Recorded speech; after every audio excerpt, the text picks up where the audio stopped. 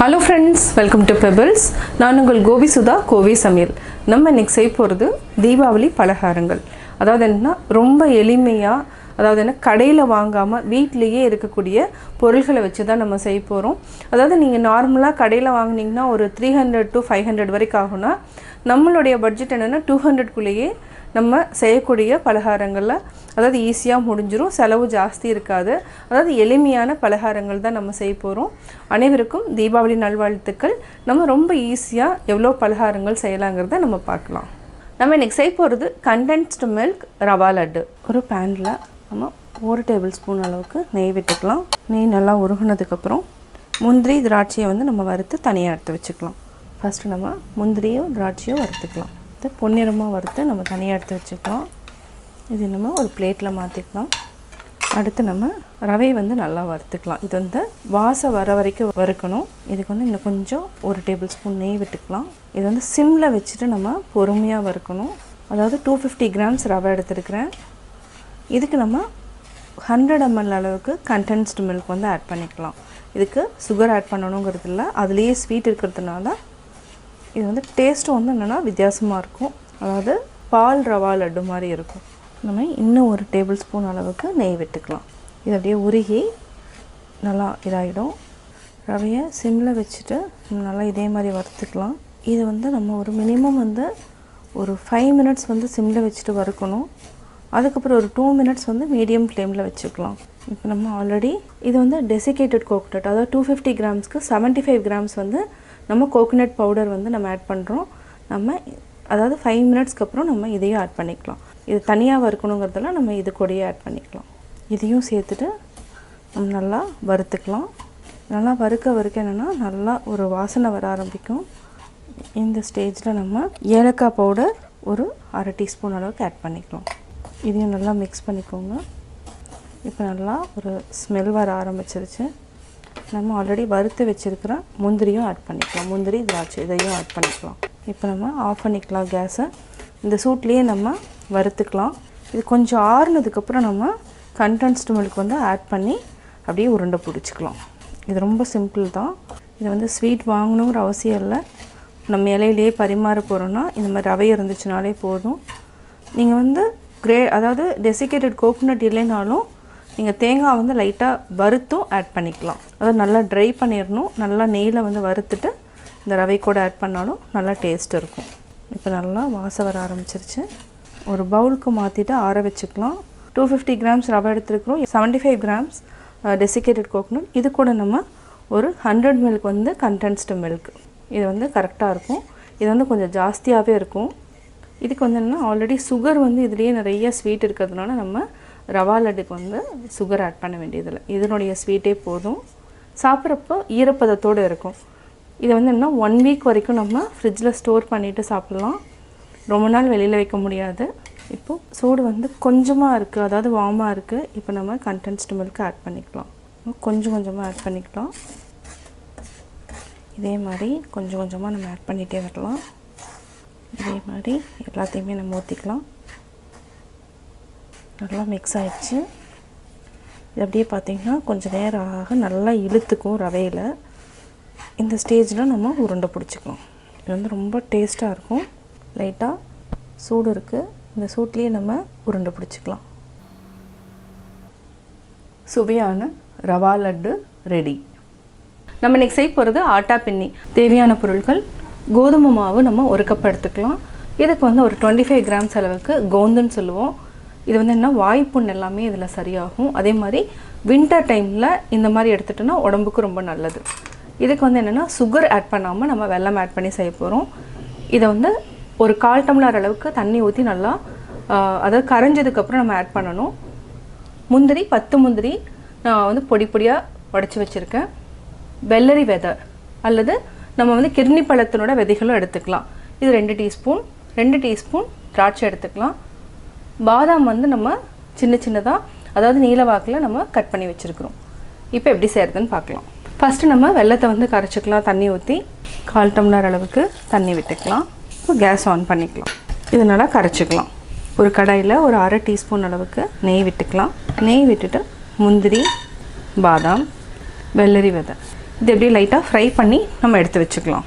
இது நல்லா பொன்னிறமானதுக்கப்புறம் அதாவது நல்லா கிறிஸ்பி ஆகிடும். அதுக்கப்புறம் எடுத்து நம்ம ஒரு பாத்திரத்தில் மாற்றிக்கலாம், அதை ஒரு பிளேட்டில் மாற்றிக்கலாம். இப்போ பார்த்திங்கன்னா கொஞ்சம் கொஞ்சமாக வெடிக்க ஆரம்பிச்சிருச்சு. அதாவது 1 நிமிஷம் வரைக்கும் நம்ம சிம்மில் வச்சுட்டு இந்த மாதிரி ஃப்ரை பண்ணிட்டோம்னா அதாவது சாப்பிட்றப்ப என்னென்னா கொஞ்சம் நல்லா கிறிஸ்பியாக இருக்கும். இப்போ நல்லா ஃப்ரை ஆகிடுச்சு. நம்ம ஒரு பிளேட்டுக்கு மாற்றிடலாம். அதே கடாயில் ஒரு 1/2 டீஸ்பூன் அளவுக்கு நெய் விட்டுக்கலாம். கோதுமை மாவை ஆட் பண்ணிக்கலாம். இது வந்து என்னென்னா 8 மினிட்ஸாவது ஆகும் இதை வந்து வறுக்கிறதுக்கு. அதாவது சிம்மில் வச்சுட்டு வறுக்கணும், பொறுமையாக வறுக்கணும். அதாவது நல்லா ஸ்மெல் வரணும், கலர் வந்து லைட்டாக சேஞ்ச் ஆகணும், அது வரைக்கும் வறுக்கணும். அதே மாதிரி இடையில கீ ஆட் பண்ணிவிட்டு வறுக்கணும். கோந்தை வந்து நம்ம மிக்சியில் ஒரு அடி அடிச்சுட்டு நம்ம நெய்யில் ஃப்ரை பண்ணிக்கலாம். சம்டைம்ஸ் என்னாங்கன்னா நெய்யில் போட்டோன்னே பொரியும். அதுக்கப்புறம் நம்ம தனியாக வந்து வறுத்துட்டு அதாவது தனியாக வந்து நம்ம அரைக்கணும். அதுக்கு பதிலாக நம்ம ஃபஸ்ட்டே வந்து நம்ம அரைச்சிட்டு ஆட் பண்ணிக்கலாம். நம்ம 1 டீஸ்பூன் கீ விட்டுக்கலாம். அதாவது ஆல்ரெடி நான் 1 டீஸ்பூன் விட்டுட்டேன். இப்போ 2வது டீஸ்பூன் 150 கிராம்ஸ்க்கு நம்ம வந்து மினிமம் வந்து ஒரு 75 ml கீ ஆட் பண்ணணும். ரொம்ப குளிர் பிரதேசங்களில் வந்து இது வந்து ஆட்டா பின்னிங்கிறது ரொம்ப ஃபேமஸ். அதாவது வின்டர் சீசனில் வந்து இந்த மாதிரி கீ நல்லா மிக்ஸ் பண்ணிவிட்டு கோதுமையை இது கூட நட்ஸ் எல்லாமே ஆட் பண்ணிவிட்டு அதாவது நம்ம கொழுக்கட்டை வந்து எப்படி பிடிப்போமோ அது மாதிரி பிடிப்பாங்க, இல்லைனா லட்டு மாதிரி செஞ்சு வச்சுக்குவாங்க. இது வந்து டெய்லி வந்து 1 அல்லது 2 சாப்பிடுவாங்க. இதில் வந்து அவ்வளோ சத்துக்கள் இருக்குது. இது நம்ம குழந்தைகளுக்கும் நம்ம கொடுக்கலாம். இப்போ நம்ம 4வது டீஸ்பூன் அளவு கீ விடுறோம். இதையும் நல்லா மிக்ஸ் பண்ணிக்கோங்க. இன்னொரு டீஸ்பூன் நம்ம கீ விடணும். டோட்டலாக நம்ம ஒரு 60 ml அளவுக்கு நம்ம கீ விட்டுருக்குறோம். ஆல்மோஸ்ட்டு பார்த்திங்கன்னா 6 மினிட்ஸ் வரைக்கும் நம்ம நல்லா வறுத்துட்டே தான் இருக்கும். அப்படியே லைட்டாக வந்து சேஞ்ச் ஆகும் கலர். இப்போ நம்ம ஆல்ரெடி வறுத்து வச்சுருக்கிற பாதாம் எல்லாத்தையுமே ஆட் பண்ணிக்கலாம். இதை வந்து லைட்டாக மிக்ஸ் பண்ணிவிட்டு இதே பிளேட்லேயே ஆட் பண்ணிக்கலாம். இது கிரேப்ஸும் நம்ம ஆட் பண்ணிக்கலாம். இப்போ ஸ்மெல் நல்லா வர ஆரம்பிச்சிருச்சு. இதை அப்படியே எடுத்துகிட்டு ஒரு பிளேட்டில் ஆட் பண்ணிக்கோங்க. இன்னும் கொஞ்சம் கீ விட்டுக்கலாம். ஆல்ரெடி பாதாம் பிசின் இதில் வந்து நிறைய சத்து இருக்குது. இன்னும் கொஞ்சமாக கீ விட்டு ஆட் பண்ணிக்கலாம். இது நல்லா பொரியணும். இப்போ நம்ம கோதுமை மாவு ஆல்ரெடி எல்லாத்தையுமே இதில் ஆட் பண்ணிக்கலாம். நல்லா மிக்ஸ் பண்ணிக்கோங்க. வெல்லம் ஊற்றி பிசையறதுக்கு வந்து இது ரொம்ப ஈஸியாக இருக்குங்கிறதுனால நான் இதுலேயே மாற்றிட்டேன். கொஞ்சம் ஆறுனதுக்கப்புறம் நம்ம வெள்ளை கரைசலை ஆட் பண்ணிக்கலாம். இது கூட சுகரும் நம்ம ஆட் பண்ணலாம். ஆனால் வந்து வெல்லம் வந்து நல்லதுங்கிறதுனால வெல்லத்தை ஆட் பண்ணுறோம். இப்போ நம்ம வெல்லத்தை கொஞ்சம் கொஞ்சமாக ஆட் பண்ணிக்கலாம்.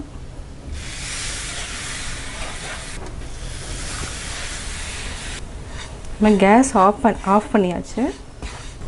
இன்னும் கொஞ்சம் தான் இருக்குது. இதையும் நம்ம ஆட் பண்ணிக்கலாம்.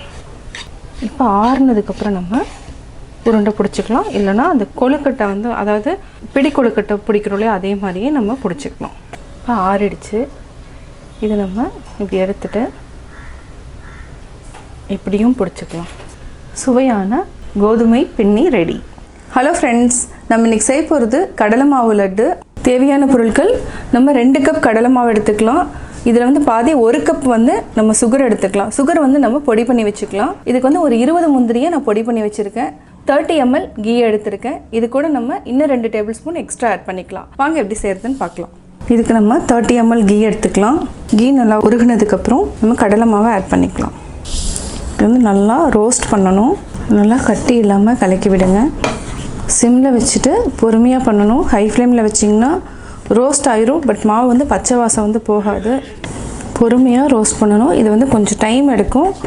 அப்போ தான் வந்து அந்த பச்சை வாசம் இல்லாமல் லட்டு வந்து நல்லாயிருக்கும். டேஸ்ட்டும் வந்து நல்லாயிருக்கும். இதில் வந்து கொஞ்சம் கொஞ்சமாக கீ வந்து ரிலீஸ் ஆகும்.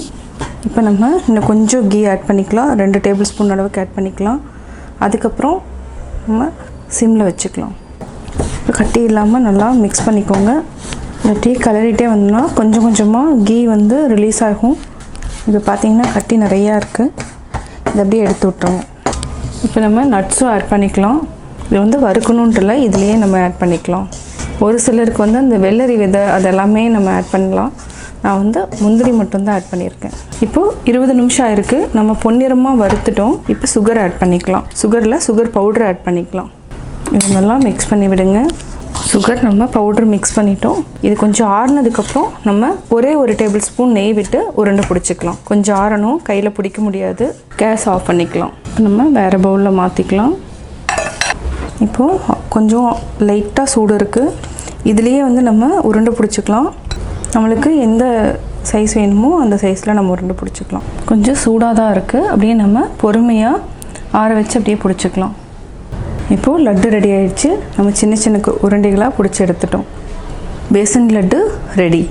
நம்ம இன்றைக்கி செய்ய போகிறது பன்னீர் பால்கோவா லட்டு. தேவையான பொருட்கள் நம்ம 250 கிராம்ஸ் அளவுக்கு கோவா எடுத்துக்கலாம். அதாவது சர்க்கரை இல்லாத கோவா.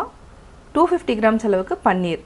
இதை வந்து நம்ம நல்லா துருவிக்கலாம். இதுக்கு வந்து 3 டீஸ்பூன் அளவுக்கு சுகர் இருந்தாலே போதும். இது வந்து சுகர் நீங்கள் ஆட் பண்ணலைன்னா கல்கண்டை வந்து பொடி பண்ணியும் நம்ம ஆட் பண்ணலாம். இது கூட மேலே டாப்பிங்ஸ் வந்து நம்ம பிஸ்தா வந்து ஒரு 10 பீஸ் எடுத்துக்கலாம். இதை வந்து 2ஆக உடைச்சி வச்சுருக்கிறேன். இது கூட நம்ம கொஞ்சமாக ஏலக்காய் ஆட் பண்ணிக்கலாம். இது ஒரு 1/4 டீஸ்பூன் அளவுக்கு ஏலக்காய் ஆட் பண்ணிக்கலாம் வாசனைக்காக. இது ஆப்ஷனல் தான். உங்களுக்கு பிடிக்கலன்னா நீங்கள் வந்து ஆட் பண்ண வேண்டியதில்லை. இப்போ எப்படி செய்கிறதுன்னு பார்க்கலாம். நம்ம பன்னீரை ஃபஸ்ட்டு திருவிக்கலாம். இதே மாதிரி எல்லாத்தையுமே துருவி வச்சுக்கோங்க. இப்போ பன்னீரை நம்ம துருவிட்டோம். நம்ம கடாயில் 1 டீஸ்பூன் அளவுக்கு நெய் விட்டுக்கலாம். அது ரொம்ப ஜாஸ்தி வேண்டாம். ஏன்னா மாவாலே வந்து நிறையா கீ வரும். அதாவது கீ வந்து மாவாலேருந்து ரிலீஸ் ஆகும். அதாவது ஸ்வீட்லெஸ் பால்கோவா தான் நம்ம மாவான்னு சொல்லுவோம். இந்த சிம்மில் வச்சுக்கலாம். இப்போ இது அப்படியே நல்லா மெல்ட் ஆகிட்டே வரும். நீங்கள் பால்கோவா சர்க்கரை இல்லைன்னா நீங்கள் மில்க் பவுடரில் கூட இந்த மாதிரி நம்ம பண்ணிக்கலாம். அது வந்து இன்னும் ஈஸியாக இருக்கும். இல்லைன்னா பால் 2 லிட்டர் பாலில் நம்ம காய்ச்சிட்டு இந்த மாதிரி பண்ணிக்கலாம். நம்ம இதுக்கு கொஞ்சமாக சஃப்ரான் ஆட் பண்ணிக்கலாம். இந்த ஸ்டேஜில் நம்ம துருவி வச்சுருக்கிற பன்னீர் ஆட் பண்ணிக்கலாம். நல்லா மிக்ஸ் பண்ணிகிட்டே வாங்க. பால்கோவாலேயே வந்து கொஞ்சம் ஸ்வீட் இருக்கும். அதனால் நம்ம சர்க்கரை வந்து கம்மியாக தான் ஆட் பண்ணுறோம். இது நல்லா அப்படியே மிக்ஸ் பண்ணிகிட்டே வாங்க. நல்லா சுருண்டு வரணும். அது வரைக்கும் நல்லா மிக்ஸ் பண்ணிகிட்டே இருக்கலாம். இப்போ நம்ம மீடியம் ஃப்ளேமுக்கு மாற்றிடலாம். பன்னீர் வந்து திருவுனதை நல்லா அப்படியே உடச்சிட்டே வாங்க. இப்போ பார்த்திங்கன்னா எண்ணெய் வந்து கொஞ்சம் கொஞ்சமாக அப்படியே ரிலீஸ் ஆகும். இன்னும் நல்லா அப்படியே இதே மாதிரி செஞ்சுட்டே இருக்கணும்.